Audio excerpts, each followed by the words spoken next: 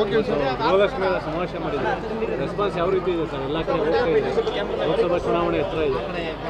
ಅದನ್ನು ನಾನು ಹೇಳೋದಕ್ಕಿಂತ ನೀವು ಹೇಳೋದು ಒಳ್ಳೆಯದು. ಬೇರೆ ಏನು ವಿಚಾರ ಹೇಳಿ, ಸಬ್ಜೆಕ್ಟ್ ಬಂದ್ಬಿಡಿ ಡೈರೆಕ್ಟ್.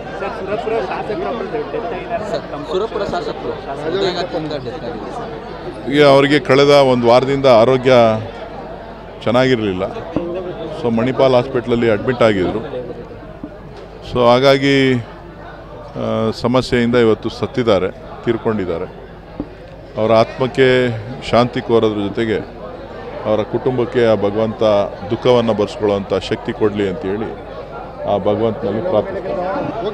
ಗೃಹಲಕ್ಷ್ಮಿ ಸಮಾವೇಶ ಮಾಡಿದ್ರು ರೆಸ್ಪಾನ್ಸ್ ಯಾವ ರೀತಿ ಇದೆ ಸರ್? ಎಲ್ಲ ಕಡೆ ಹೋಗ್ತಾ ಇದೆ, ಲೋಕಸಭಾ ಚುನಾವಣೆ ಹತ್ರ ಇದೆ. ಅದನ್ನು ನಾನು ಹೇಳೋದಕ್ಕಿಂತ ನೀವು ಹೇಳೋದು ಒಳ್ಳೆಯದು. ಬೇರೆ ಏನು ವಿಚಾರ ಹೇಳಿ, ಸಬ್ಜೆಕ್ಟ್ ಬಂದ್ಬಿಡಿ ಡೈರೆಕ್ಟ್.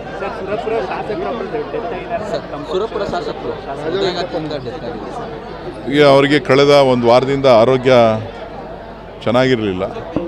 ಸೊ ಮಣಿಪಾಲ್ ಹಾಸ್ಪಿಟ್ಲಲ್ಲಿ ಅಡ್ಮಿಟ್ ಆಗಿದ್ದರು. ಸೊ ಹಾಗಾಗಿ ಸಮಸ್ಯೆಯಿಂದ ಇವತ್ತು ಸತ್ತಿದ್ದಾರೆ, ತೀರ್ಕೊಂಡಿದ್ದಾರೆ. ಅವರ ಆತ್ಮಕ್ಕೆ ಶಾಂತಿ ಕೋರೋದ್ರ ಜೊತೆಗೆ ಅವರ ಕುಟುಂಬಕ್ಕೆ ಆ ಭಗವಂತ ದುಃಖವನ್ನು ಭರಿಸ್ಕೊಳ್ಳೋವಂಥ ಶಕ್ತಿ ಕೊಡಲಿ ಅಂತೇಳಿ ಆ ಭಗವಂತನಲ್ಲಿ ಪ್ರಾರ್ಥಿಸ್ತಾರೆ.